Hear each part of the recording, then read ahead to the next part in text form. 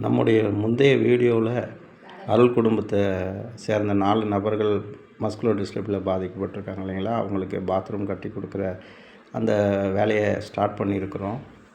அவங்க கேட்டுக்கொண்டதுனால மிகுந்த சிரமத்தோடு நிறைய பேருக்கு நண்பர்கள் எல்லார்கிட்டையும் உதவி கேட்டு இந்த வேலையை ஸ்டார்ட் பண்ணியிருக்கோம். பாருங்கள், இந்த ரூமில் தான் பாத்ரூம் கட்டுறாங்க. மேலே சீலிங் எல்லாம் உடஞ்சி விழுது.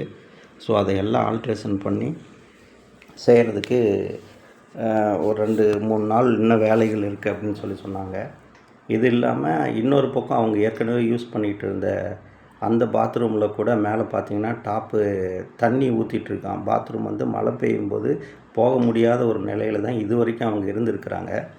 இங்கேருந்து அந்த ரூமுக்கு தம்பிங்க 2 பேரையும் தூக்கிட்டு போகிறது ரொம்ப சிரமமாக இருக்கிறதுனால இந்த பக்கமும் கட்டி கொடுங்க அப்படின்னு கேட்டதுனால தான் இந்த ரூமில் ஒரு பாத்ரூம் கட்டி கொடுக்கறதுக்கு வேலை நடந்துகிட்ருக்கு.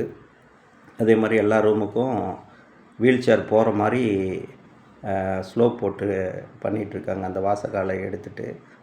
அதனால் இது பார்க்குற அன்பு சகோதர சகோதரிகள், இவர்களுக்கு உதவி செய்யும்படியாக ஏழைக்கு இறங்குகிறவன் கர்த்தருக்கு கடன் கொடுக்குறான், அவன் கொடுத்ததை அவர் திரும்ப கொடுப்பார் என்று கர்த்தருடைய வார்த்தை நீதிமொழிகளில் சொல்லுகிறது போல் நீங்கள் இந்த காரியத்தை, ஏன்னா இதை இவங்களால் செய்ய முடியல, இவங்க எந்த வேலைக்கும் போக முடியாது. மொத்தம் 4 பேர் 90% படுக்கையில் தான் இருக்கிறாங்க. எந்த வேலைனாலும் தூக்கி தான் செய்யணும். அப்படிப்பட்ட இந்த நிலையில் நீங்கள் இதை செய்கிறது ஆண்டவருக்குன்னு செய்கிற மாதிரி நினைக்கிறேன். கட்டாயமாக அதனுடைய பலன் தேவன் உங்களுக்கு திரும்ப கொடுப்பார்.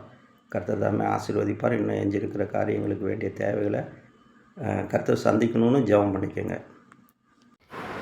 இதுதான் இன்னொரு பாத்ரூமு. அது மேலே டாப் பார்த்திங்கன்னா தண்ணி ஊற்றிக்கிட்டே இருக்குது மழை பெய்யும்போது. அதனால் அவங்களால சுத்தமாக அந்த டைம்லாம் போக முடியல அப்படின்னு சொன்னாங்க.